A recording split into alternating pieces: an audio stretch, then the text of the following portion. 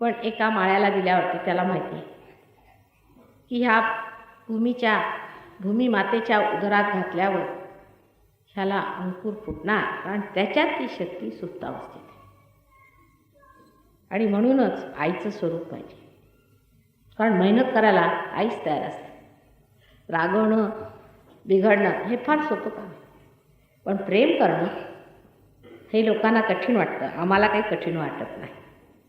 तसंच कुंडलीचं जागरण अशाच लोकांच्यामुळे होणार आहे जे स्वतः प्रेमस्वरूप आहे. ज्यांच्यामध्ये प्रेम नाही, ज्यांच्यामध्ये परमेश्वराचा साक्षात्कार नाही, ज्यांना याचा अधिकार नाही, त्याच्यासमोर कुंडलिनी जागृत होणार.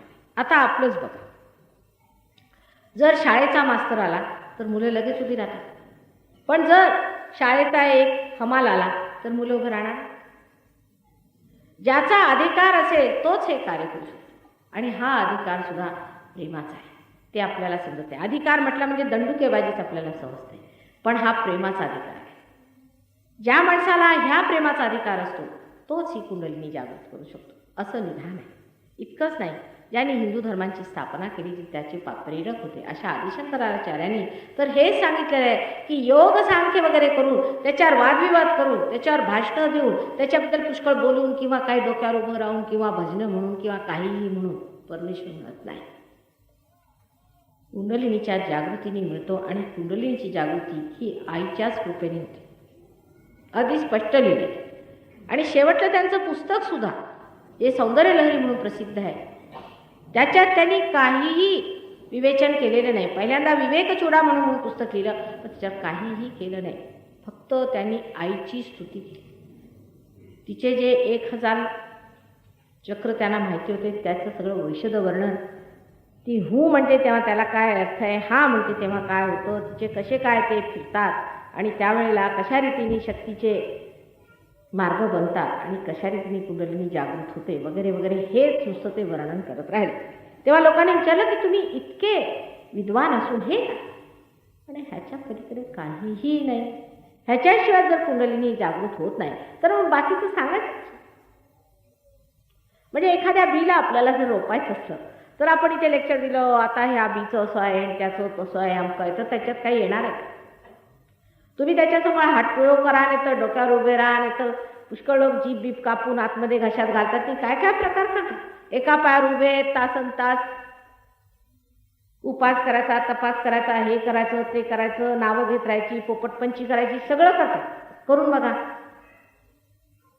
ते रोप येणार आहे का? ते सहजच येतं, आपोआप स्पॉन्टेनियस. त्याच्यासाठी काही करावं लागणार नाही. आज तुम्ही झाले मानव, त्याला तुम्ही काय केले म्हणून. आता पेन्सिलीचा शोध सुद्धा जो मॅडम क्युरीने लावला, तो तरी कसा लावला ते तिच्याच पुस्तकात बघितलेलं बरं. तिचं असं म्हणणं आहे की मी सगळीकडे शोधत होते, मला काही सापडलं नाही. शांतपणे एकदा बसले होते तर कुठून तरी अननोनमधून, अज्ञातातून मला एकदम कळलं की पेन्सिलीन हे ह्या ठिकाणी मिळालं. जे ज्ञात आहे ते सगळं आपलं आहे समोर, लायब्ररीत सगळं ठेवलेलं आहे. जे अज्ञातात आहे तिथून कळलं म्हणजे ते ज्ञान. आणि सगळ्यात अज्ञातात आहे ते हे सत्य की तुम्ही आत्मा आहात. तुम्ही आत्मा आहात. हे शरीर, मन, बुद्धी, अहंकार नाही, तुम्ही आत्मा आहात. हे खरं सत्य. आणि हे सत्य एकदा आपल्यामध्ये मांडलं गेलं, जाणवलं गेलं, आणि आपल्यातला आत्मा वाहू लागला म्हणजे आपल्याला खरा अर्थ लागेल, म्हणजे आपण समर्थ व्हाल. त्याच्या आधी जर म्हणायचं की तुम्ही हे करू नका, ते करू नका, हे सोडा, ते सोडा, काळे कपडे घाला, नाही तर पांढरे कपडे घाला, नाही तर डोक्यात हे घाला, आणखीन संन्याशी बनून फिरा, नाही तर काय जगाभरच्या गोष्टी ज्या आहेत त्याला काय अर्थ आहे? हे सगळं ज्यांनी केलं हजारो वर्षापासून तुम्ही पाहिलंय रूढीगत, त्याचा काही अर्थ लागला? जोपर्यंत तुमच्या जागृती होत नाही, जोपर्यंत तुमच्यात प्रकाश येत नाही, तोपर्यंत परिवर्तन होणं हे अशक्य. अगदी बीचं उदाहरण परत घ्या. बीमध्ये परिवर्तन तेव्हाच होतं जेव्हा त्याच्यातला अंकुर जागृत होतो. तो अंकुर जागृत झाला पाहिजे. जोपर्यंत तो अंकुर तुमच्यामध्ये जागृत होणार नाही तोपर्यंत तुमच्यात कोणत्याही प्रकारचं परिवर्तन येऊ शकत नाही. तुमची वाढ होऊ शकत नाही, तुमची वृद्धी होऊ शकत नाही, आणि तुमचं जे काही आंधळ्यासारखं चाललेलं वर्तन आहे ते बदलू शकतं. डोळे आल्याबरोबर तुमच्या एकदम लक्षात येतं की हे इथे काळं, हे इथे पांढरं, हे इथे निळं आहे. अंधारात सगळेच रंग एकसारखे दिसतात, काहीही समजत नाही आणि सुचत नाही. आता एक पद्धत अशी की तुम्ही ह्या खोलीत आले, अंधार आहे, चाचपडत एक खुर्ची धरली. म्हणे खुर्ची म्हणजे खोली. आपल्याला हत्तीची कहाणी माहिती आहे. थोडं पुढे या, म्हणजे मागची मंडळी.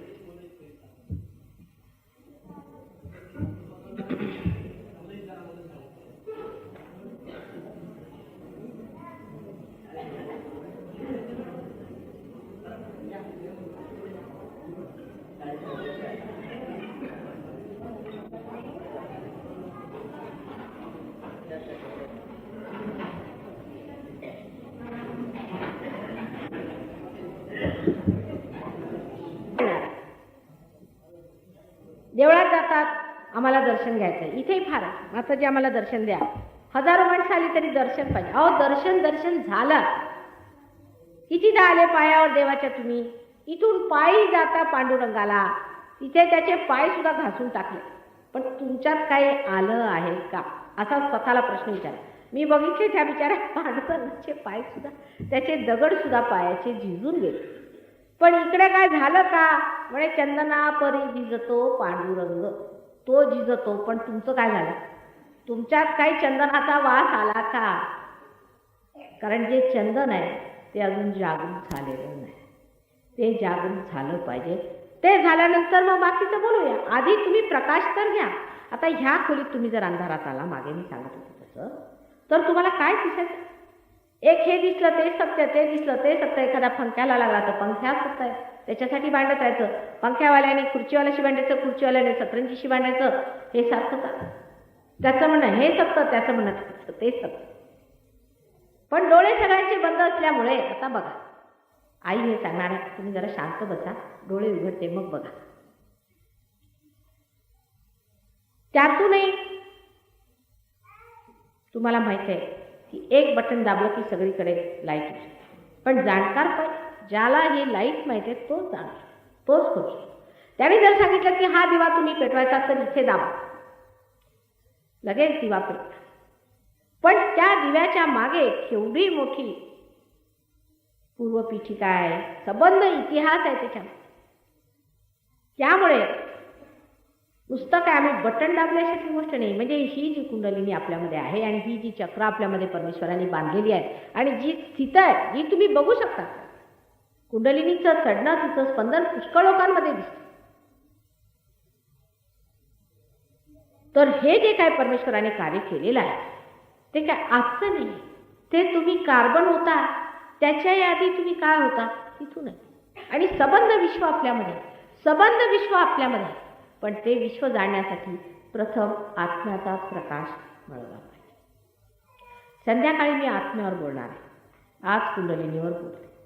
कुंडलिनी शक्ती ही तुमची शुद्ध इच्छाशक्ती आहे, शुद्ध इच्छाशक्ती. म्हणजे त्या इच्छेत दुसरं काही मिक्सचर नाही. फक्त परमेश्वराला मिळवावं, परमेश्वरात समावं, आत्म्याचं दर्शन मिळवून आत्म्यामुळे परमेश्वराला मिळवावं, ही एक शुद्ध इच्छा तुमच्यामध्ये परमेश्वराने कुंडलिनी रूपाने ठेवलेली आहे. ती आहे पण अंधुक आहे. तिला थोडीशी चालना जर मिळाली तर ती पूर्णपणे जागृत हो, सगळ्या काही तुमच्या इच्छांवर मात हो, सगळं चित्त आतमध्ये ओढून तुम्हाला आत्म्याचं दर्शन आहे. आता हे चित्त तुम्ही आत्म्याकडे न्या असं म्हटलं तर नेऊ शकता का तुम्ही? नाही नेऊ शकता. तुमचं लक्ष माझ्याकडे, माझ्या भाषणाकडे. पण जर मी म्हटलं हे चित्त तुम्ही तिकडे न्या तर नेऊ शकत नाही. पण एकदा ती घटना झाली म्हणजे आपोआप आतमध्ये चित्त ओढलं जातं आणि मनुष्याला त्या आत्म्याची ओळख.